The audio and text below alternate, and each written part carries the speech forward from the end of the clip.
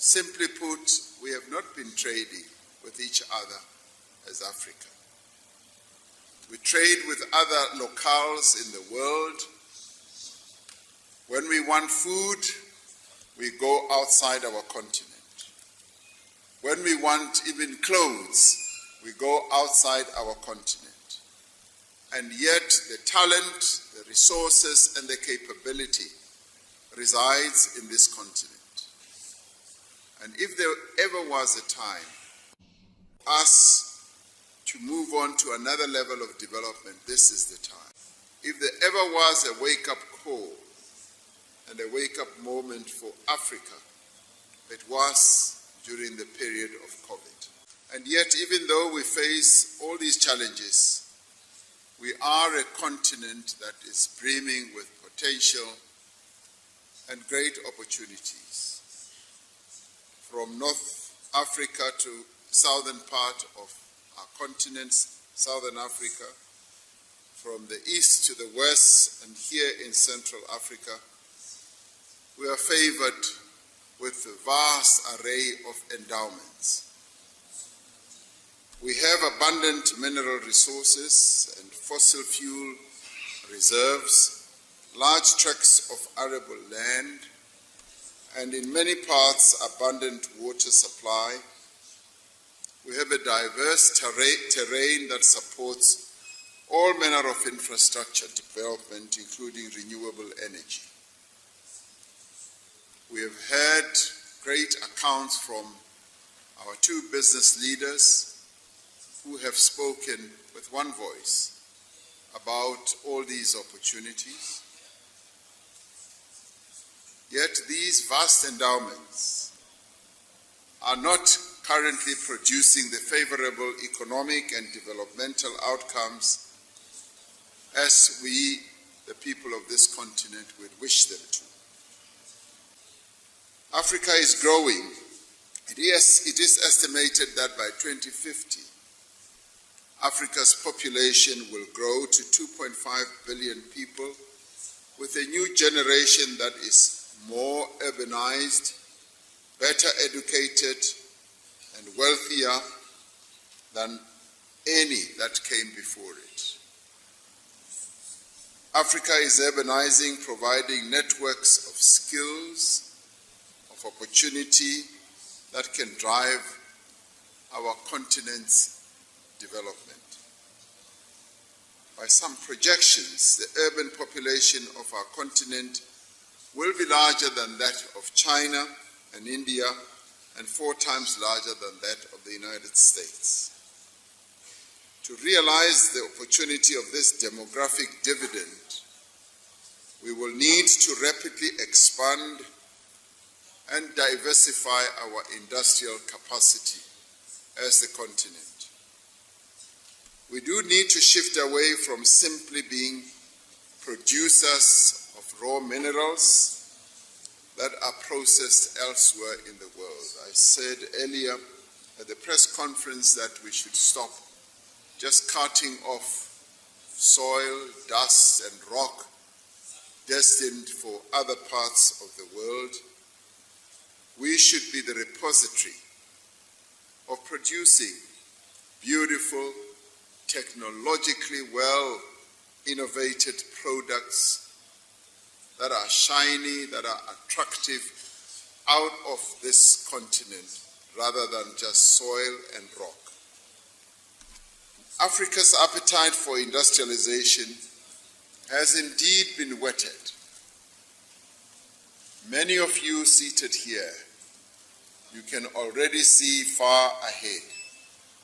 As we listen to you, you are talking about an industrialized continent. And we welcome that, and we applaud you for that, and we will continue to support you in that journey of industrializing our continent. Across the continent, we see new investment in factories, in logistic systems that can power higher levels of growth and create many jobs for the many young people on our continent. COVID-19 taught us the importance of Africa developing its own industrial base. We were left stranded without resources to fight the pandemic. And that pandemic was like a wake-up call to all of us on the continent. We could not access sufficient supplies of medical-grade face masks, ventilators, surgical gowns, hand sanitizers, even testing kits. We could also not gain access to vaccines. South Africa and the DRC can be leaders in this important project of ensuring that we exploit, utilize, and beneficiate our resources and make sure that we become the supplier to the world from our endowment of resources. We can combine our raw materials and skills and our technology as well as capital. We can also do so by combining the talent of our young people, our universities, into a powerful drive to industrialize our economies. There are immediate opportunities from the potential in the food industry to critical raw materials that are needed to build new green industries. There are opportunities in the supply of mining equipment and know-how, as well as in services like telecommunications, banking, retail, in aviation as well. We have an opportunity to develop an integrated supply chain for new sectors, such as electric vehicle battery manufacturing here on the continent, utilizing our combined resources and capacities. This is one of the most important initiatives we can take to ensure that Africa can be a leading manufacturer, and I look forward to taking this forward as well with President Tshisekedi. I'm very pleased that our ministers were able to talk at length and at depth about precisely this area. President Tshisekedi and I had the opportunity to listen carefully to the report that you have given as business and your ambitions, but we also had opportunity today to listen to the report from our ministers. I'm pleased that we have several South African companies that are here present, as well as those who manage money, financing institutions. I know there are a number of Congolese businesses that are operating already in South Africa. There is no doubt that there is vast potential.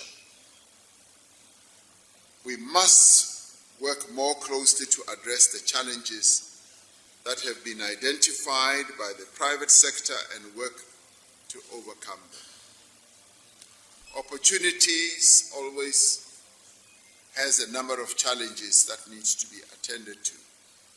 And here too, as we face opportunities in both countries, there are accompanying challenges that we also need to address. We have agreed that South Africa will host the next joint bilateral working committee before the end of 2023.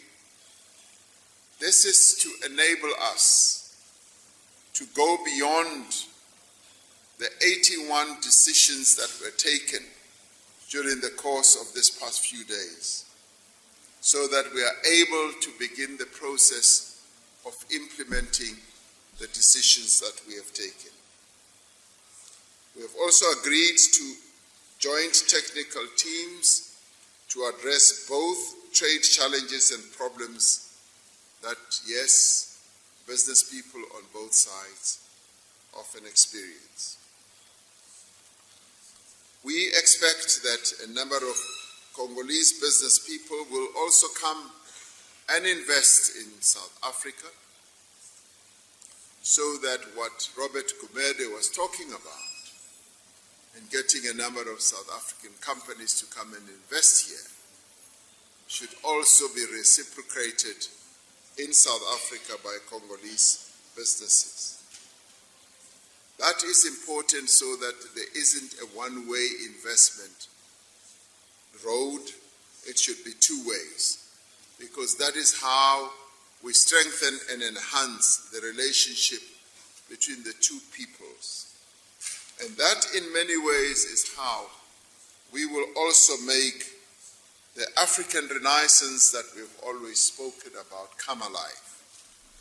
And during this past few days, with the discussions that have taken place amongst our ministers and officials, we have identified a number of projects that can make that Renaissance come alive. One of those which President Tshisekedi and I hold very dear to our hearts is the Grand Inga project, to make sure that it does come alive, having been asleep for almost 10 years, if not more.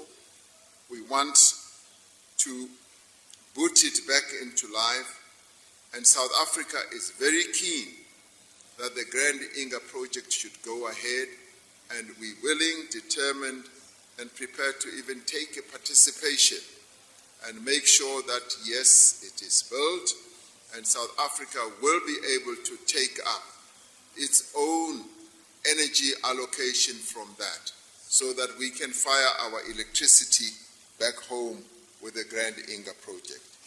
And we thank you, President Tshisekedi, for the DRC having conceptualized this wonderful continental project. I spoke about it in Paris the other day and said we would like, yes, various financing institutions to support this, because if we talk about African Renaissance, we must be able to locate it around mega projects such as this one. And this is when the Congolese economy will also be fired and start growing. So we are delighted to be here as South Africa, and we are also pleased to have had all these accounts from business people. The one other issue which Robert Gumede mentioned was the endowment of the minerals you have here. And one of the things that I do firmly believe we should do, as the world is now looking at the African continent as the reservoir which we are of minerals, is that we should wisen up and be wise and manage our mineral resources more wisely and ensure that we agglomerate all these mineral resources. One of the first things we should do is to set up a critical minerals commission for the African continent, so that those who want to come and exploit our minerals find us united, find us together, and find us wiser.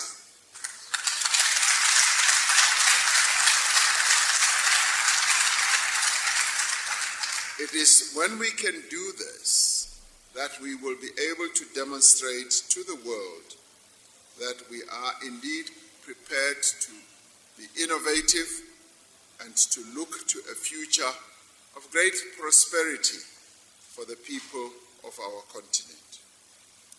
Yes, as a continent we have many challenges, but we must now take our destiny in our own hands. And this is one of the ways to begin doing so. To look at big ticket projects like the Grand Inga, to look at how we can agglomerate our minerals and have them managed better for the people of our continent. We are determined to ensure that all Africans benefit from their fair share of global growth and development. I am certain that working together, deepening our cooperation and exploring new avenues of endeavor, we can achieve a better future for our continent. Just as I end, the relationship between the DRC and South Africa has really been greatly enhanced by our visit here, and that is why we thank you, President Tshisekedi. We had the occasion to talk about a vast area of issues, including some of the challenges that the DRC is facing, particularly on the east part of the DRC. And we have said that South Africa will continue to support the DRC, even through the security challenges that we are facing. We are going to be talking about a bilateral agreement between our two countries. So for us who are here as government and indeed as business people, we continue to be inspired by what Nelson Mandela started in terms of promoting a good relationship between the DRC and South Africa. We will continue in Nelson Mandela's footsteps to make sure that the relationship between our two countries